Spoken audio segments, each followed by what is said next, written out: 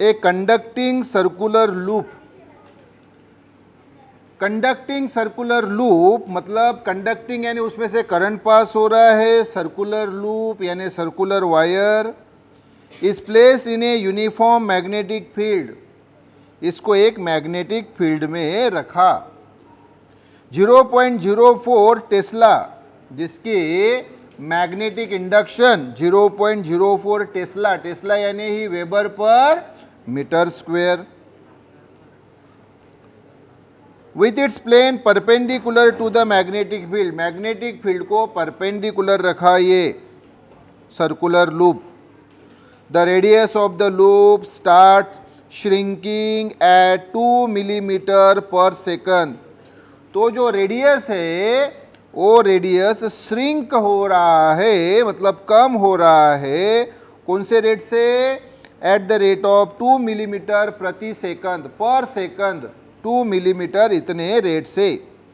तो the induced EMF in the loop when the radius is 2 centimetre will be. तो इस loop में, circular loop में जो ईएमएफ तैयार होगा वो कितना रहेगा जब उस लूप का रेडियस 2 सेंटीमीटर है। तो प्रॉब्लम में क्या हुआ ये बरोबर समझ लो। तो बाबू रे, एक ये मैग्नेटिक फील्ड है, ये मैग्नेटिक फील्ड, और इसमें एक सर्कुलर लूप रखी परपेंडिकुलर, कंडक्टिंग यानी इसमें से बेटा करंट पास हो रहा है, और ये मैग्नेटिक फील्ड की इंडक्शन भी कैसी रखी? परपेंडिकुलर रखी। मतलब ये जो मैग्नेटिक फील्ड है उसको परपेंडिकुलर रखी। हाँ, तो हमें पूछा है कि भाई ईएमएफ कितना तैयार होगा। तो ईएमएफ का फार्मूला आपको मालूम है बेटा, E इक्वल टू क्या होता है? D phi by d t. E equal to d phi by d t. तो E वैसे इक्वल टू वैसे ही डी बाई डी टी, वैसे ही फाई की वैल्यू आपको मालूम है क्या होती है? फाई की वैल्यू ए बी, जहाँ ए यानी इस कॉइल का एरिया, बी यानी ये मैग्नेटिक इंडक्शन। तो E इक्वल टू, अब ये बी मैग्नेटिक इंडक्शन ये तो कांस्टेंट है क्योंकि उसको चेंज नहीं किया जा रहा है, जितनी है उतनी ही है, into d by d t of area A. Area A लगातार चेंज हो रहा है। आप बोलेंगे सर एरिया कैसे चेंज हो रहा है सर? ये जो सर्कुलर लूप है इसका एरिया कैसे चेंज हो रहा है वो दिया है कि इसका जो रेडियस है वो कंटिन्यूअसली डिक्रीज होते जा रहा है। देखो इसका रेडियस, ये सेंटर और ये इस सर्कुलर लूप का रेडियस, तो ये रेडियस श्रिंक हो रहा है। श्रिंक होना यानी कम कम होते जाना। क्या रे बाबू? श्रिंक होते जाना यानी रे बाबू कम कम होते जाना। तो रेडियस कम कम होते जा रहा है, ये हमें दिया है। तो हाँ सर, अगर रेडियस कम कम होगा तो फिर एरिया भी तो कम कम होगा, है या ना रे बाबू? अगर रेडियस कम होगा, सर्कुलर लूप का एरिया क्या होता है? तो पाई आर स्क्वायर होता है। क्या होता है रे बाबू? पाई आर स्क्वायर। अरे रेडियस अगर कम कम हो रहा है, श्रिंक होना यानी कम कम होना, तो अगर रेडियस कम कम हो रहा है तो एरिया भी कम होगा। कम होगा मतलब चेंज होगा। हाँ, तो एरिया चेंज हो रहा है, तो बी चेंज नहीं हो रहा है, बी वैसे ही। और ये d A by d t, ये डी यानी द रेट ऑफ, ये डी यानी चेंज ऑफ, ए यानी area with respect to time. मतलब जैसे जैसे टाइम बीतते जा रहा है वैसे वैसे एरिया ये चेंज हो रहा है, श्रिंक हो रहा है, कम हो रहा है। तो एरिया क्या होता है सर्कुलर लूप का? पाई आर स्क्वायर, आपको मालूम है।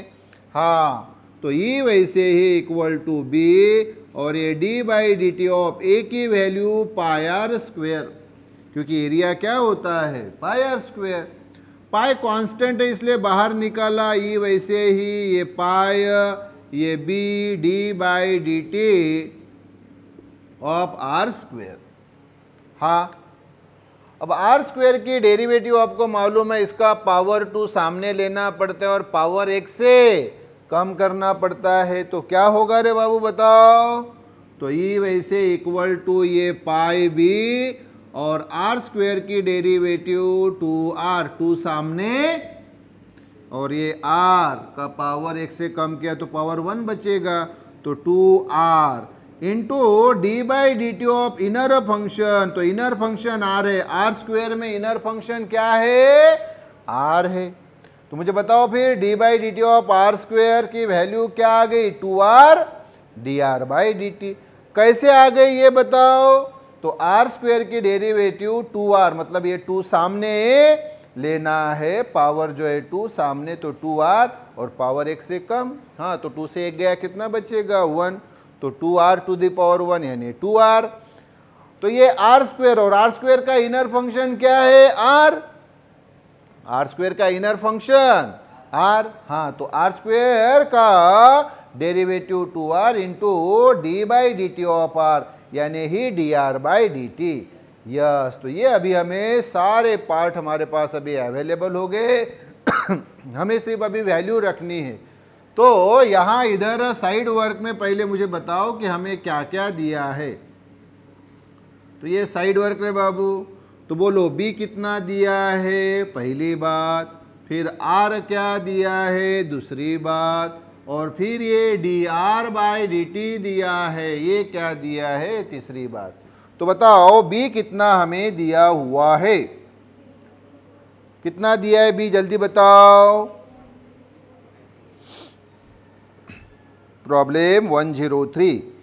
तो b दिया है हमें 0.04 टेस्ला। ये देखो लिख रहा हूँ 0.04 टेस्ला, यानी पॉइंट को अगर मैं 2 डिजिट सामने लेता हूँ तो ये 4, 2 डिजिट सामने तो 10 to the power -2 tesla. Tesla यानी ही वेबर पर मीटर स्क्वायर होता है। क्लियर? हाँ। फिर रेडियस r कितना दिया है ये बताओ? तो दिया है 2 सेंटीमीटर। कितना दिया है? 2 सेंटीमीटर। ओके, तो 2 सेंटीमीटर, तो 2 सेंटीमीटर यानी 10 टू द पावर -2 मीटर।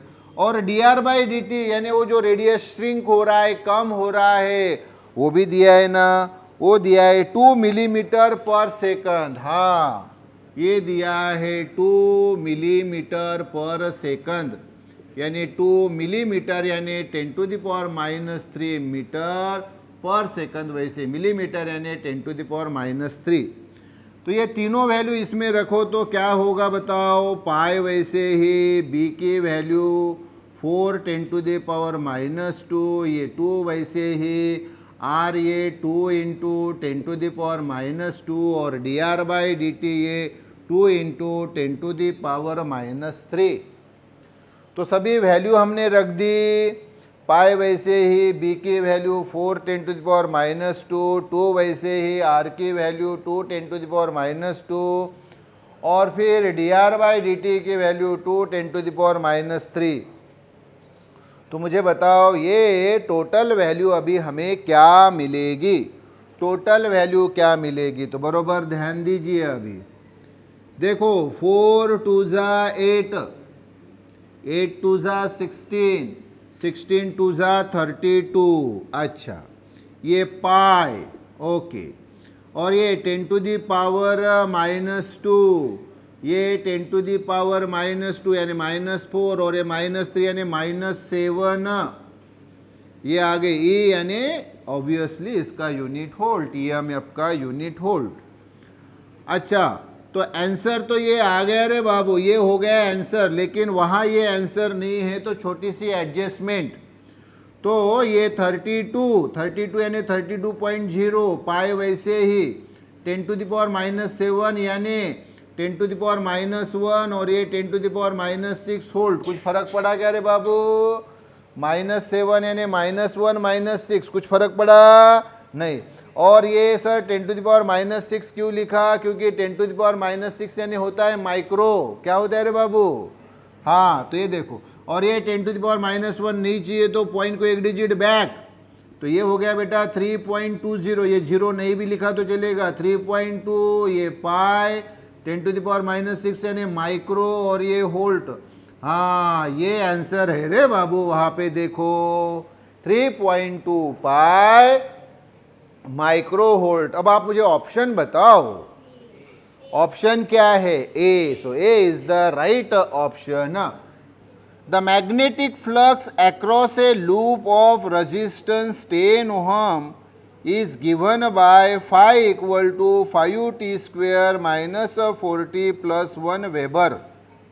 हाँ, मैग्नेटिक फ्लक्स फाई दिए, उसका इक्वेशन दिया है phi equal to phi u t square minus 40 plus 1।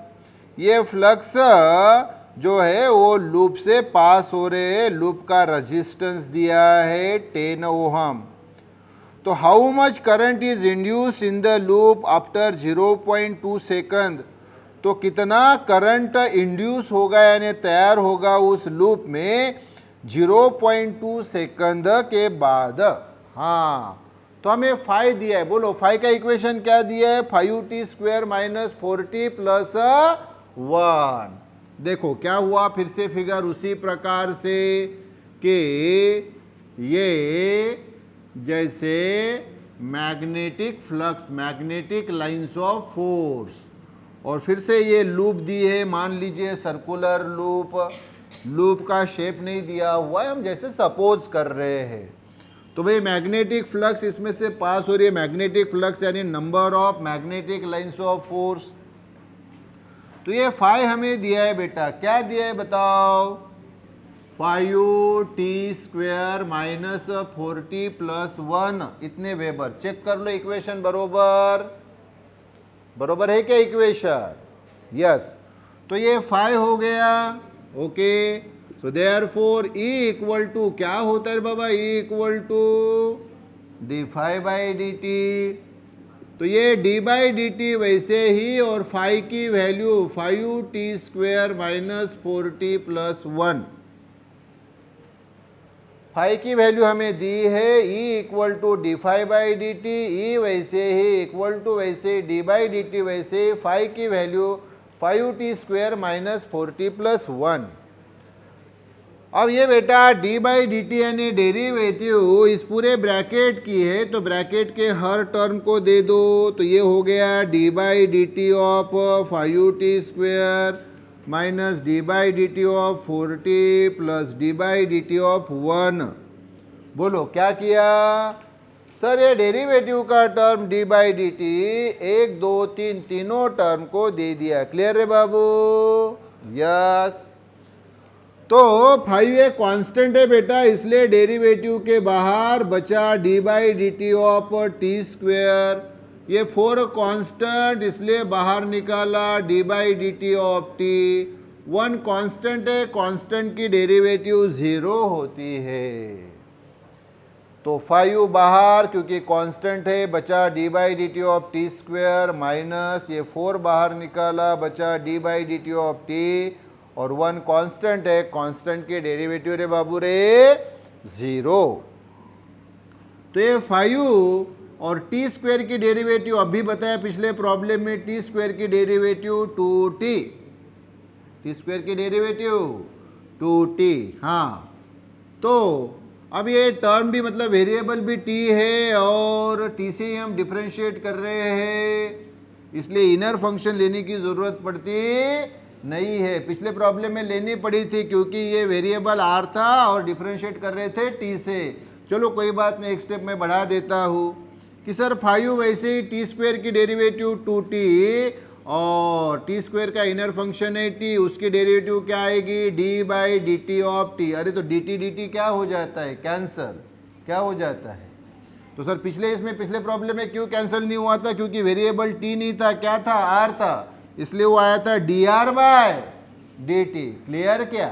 हाँ, तो ये डी टी कैंसिल होते हैं, इसलिए अगर वेरिएबल t है और उसी से डिफरेंशिएट कर रहे हैं तो ये जो इनर फंक्शन t है ये लेने की ज़रूरत नहीं होती क्योंकि वो कैंसिल ही हो जाता है। तो मैं नहीं लेता, ये देखो D T by d T cancel होता है, नहीं ले रहा हूँ, या ले लेता हूँ, चलो आपके रेफरेंस के लिए ले लेता हूँ। D by d t of T minus 4, ये देखो डी टी कैंसिल हो गया और ये 0 लिखने की ज़रूरत नहीं। ये देखो यहाँ भी डी टी कैंसिल हो गया, इसलिए नहीं ले रहा था। तो 5 इंटू 2 10, ये t माइनस 4, ये आ गई वैल्यू e की। किसकी वैल्यू आ गई रे बाबू? e की वैल्यू 10t माइनस 4। तो ये 5t स्क्वायर की डेरिवेटिव 2t, हाँ, इंटू इनर फंक्शन t है उसकी derivative d by d t of t minus ये 4 dt कैंसल, जीरो लिखने की ज़रूरत नहीं। सो ये e इक्वल टू 5 टू ज़ा 10t dt कैंसल, ये -4। तो e मिल गया है या ना? तो अब हमें टाइम की वैल्यू दी है, कितने सेकंड के बाद बोला हमें t कितना बोला है, बोलिए 0.2। तो देयर फोर e, ये 10 0.2 माइनस 4, तो e इक्वल टू 10 इंटू 0.2 यानी 2 माइनस 4, तो e इक्वल टू आ गया -2 वोल्ट। EMF आ गया -2 वोल्ट। क्या आ गया EMF बोलो? वो आ गया -2 वोल्ट। क्लियर क्या? E की वैल्यू। अच्छा, तो EMF E equal to -2 volt, लेकिन जब हम मैग्नीट्यूड लेते हैं बेटा तो क्या रहती है, माइनस लेने की ज़रूरत नहीं, तो अल्टीमेटली आता है 2 वोल्ट। तो therefore E equal to 2 volt in magnitude में। हाँ, लेकिन हमें EMF नहीं, हमें करंट पूछा है, इसलिए यहाँ लिख रहा हूँ देयरफॉर, हाँ, by ohm's law. Ohm's law के अनुसार V इक्वल टू क्या होता है, IR। V यानी वोल्टेज, वोल्टेज यानी EMF, तो V is equal to IR। Voltage यानी EMF, E equal to IR, तो I क्या होगा, E अपॉन R। क्या होगा रे बाबू? तो ये I वैसे ही रखता हो बेटा, ये E upon R। Left equal to right, therefore right equal to left. तो हमें I पूछा, E की वैल्यू है अभी हमारे सामने 2, और R बताओ कितना दिया है, R कितना दिया है रे बाबू, 10 दिया है। तो I इक्वल टू 2/10, तो सिंपल है 0.2 एम्पियर। तो ये करंट आ गया। बोलो फिर वहां से ऑप्शन बोलो, option B, option B, B is the right option. Clear क्या रे बाबू, बोलो यस। देखो ये भी बढ़िया प्रॉब्लम। ए स्क्वायर लूप, क्या दिए रे बाबू, a square loop of wire of side length 10 centimetre. अब बेटा ये स्क्वायर है तो उसकी लेंथ और ब्रेथ तो समान रहेगी, है या ना? हाँ, तो उसकी साइड दी है हमें 10 centimetre. Is place at an angle of 45 degree with a magnetic field. Magnetic field को 45 डिग्री एंगल पे रखा है। Okay, 45 degree with a magnetic field that changes uniformly from 0.1 Tesla to 0 in 0.7 second. हाँ, अब इसकी magnetic field जो है बेटा वो चेंज हो रही है, बी चेंज हो रही है।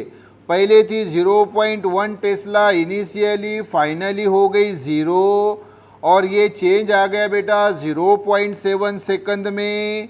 तो हमें पूछा है the induce current in the loop is, तो कितना इंड्यूस करंट मतलब करंट तैयार होगा। तो पहले हम EMF फाइंड करेंगे और फिर EMF से हमें करंट मिलेगा। ब्रैकेट में बोला है इट्स रेजिस्टेंस इज 1 ओहम, मतलब वो जो स्क्वायर लूप है उसका रेजिस्टेंस दिया है कितना, 1 ओहम। रेजिस्टेंस दिया है 1 ओहम। ओके, तो ये बढ़िया क्वेश्चन है बेटा। तो सबसे पहले तो मुझे ये बात बताइए कि ये जो स्क्वायर लूप हमें दी है उसका एरिया, अच्छा फिगर क्या है वो मैं बता देता हूँ, आपको समझने के लिए आसानी होगी। तो ये बेटा फिर से वही,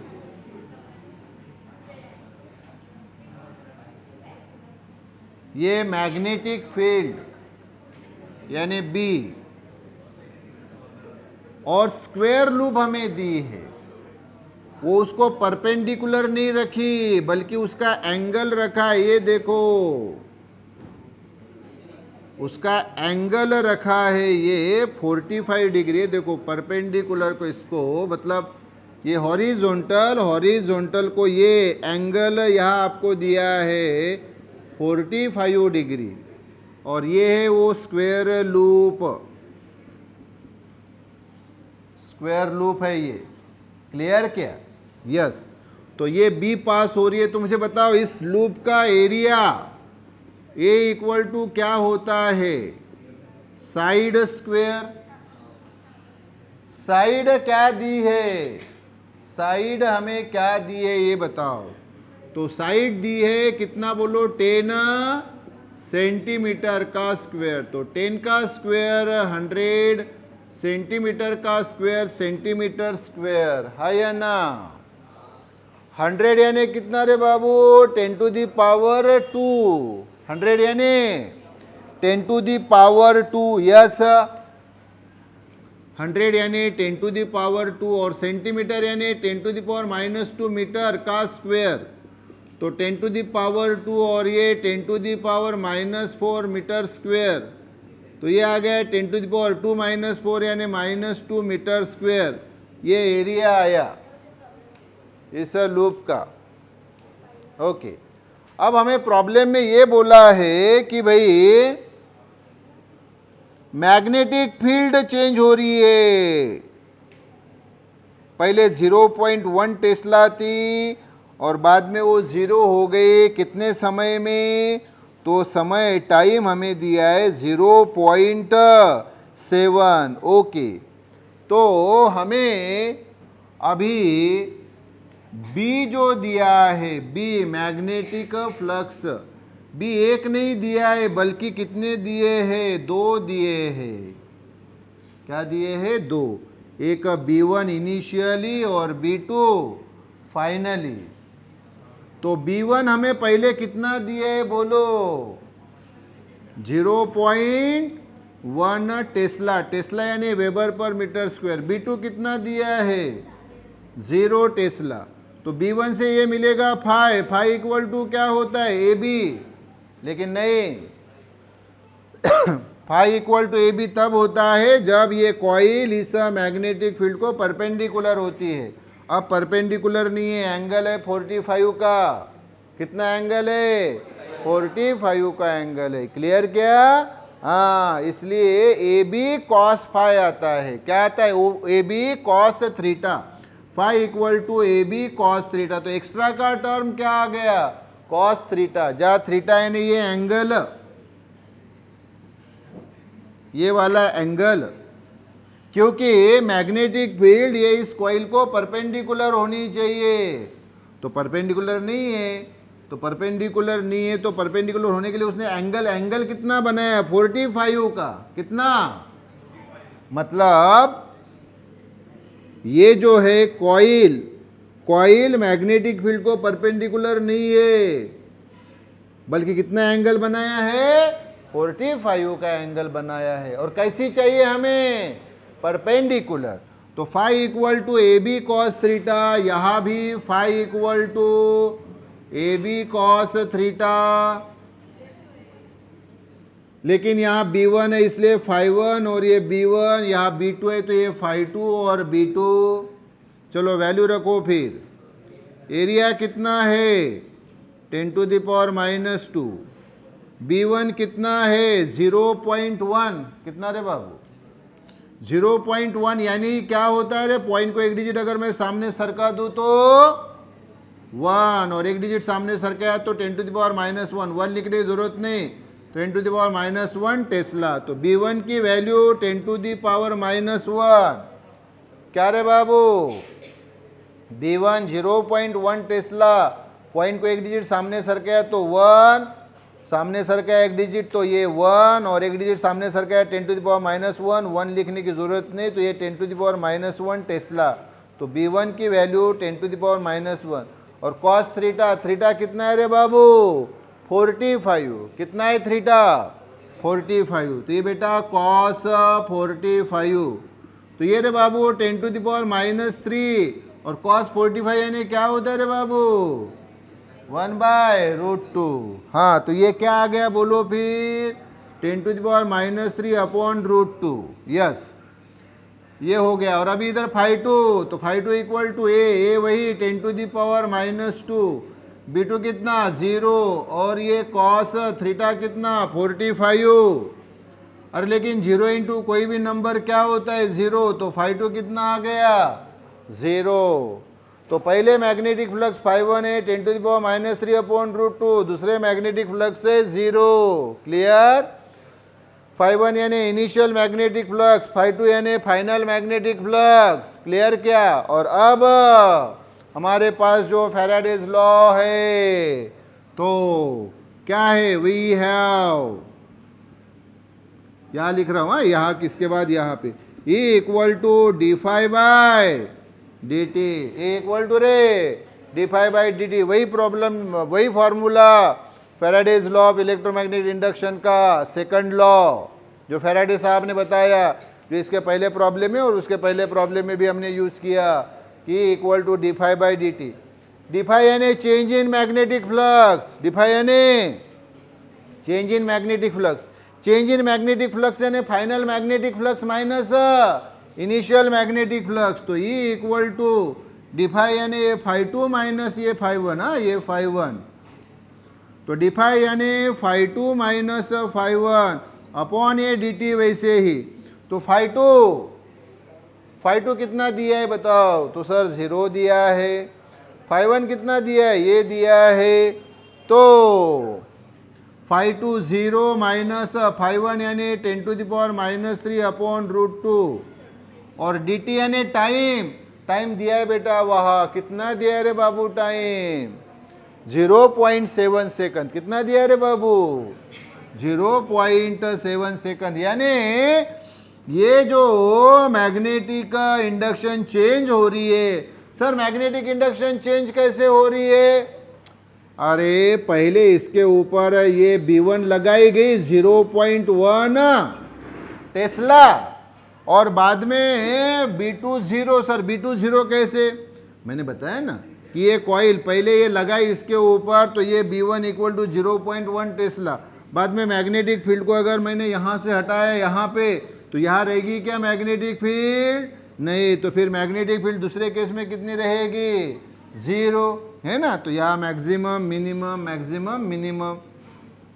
तो ये देखो यहाँ पे पहले जो मैग्नेटिक फील्ड लगाई यानी मैग्नेटिक इंडक्शन लगाई वो 0.1 टेस्ला, बाद में ये मैग्नेटिक फील्ड को यानी मैग्नेटिक इंडक्शन को यहाँ से हटा के इधर शिफ्ट किया, तो अब कॉइल से कितने मैग्नेटिक ये फ्लक्स यानी मैग्नेटिक इंडक्शन वहाँ तैयार होगी, या कितनी मैग्नेटिक फ्लक्स पास होगी, कुछ भी नहीं, मतलब कितनी 0। तो वही देखो ना, ये मैग्नेटिक इंडक्शन, वही से ये मैग्नेटिक फ्लक्स फाइंड की।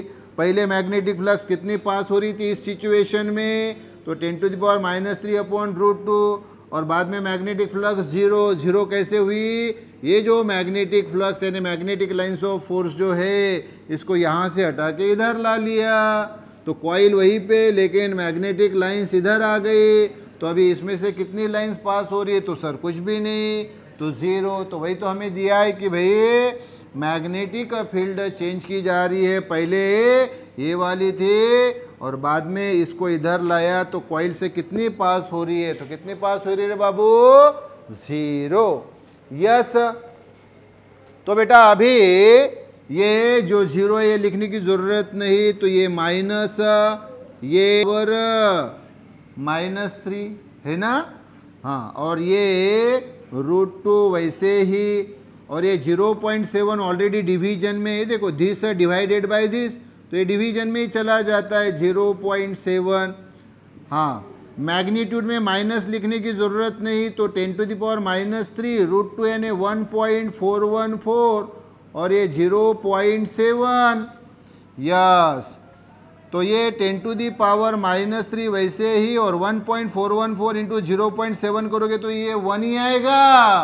कितना आएगा रे बाबू, तो E की वैल्यू, तो ये इधर लिख रहा हूँ, तो ये इक्वल टू आता है फिर ये 10⁻³ वोल्ट।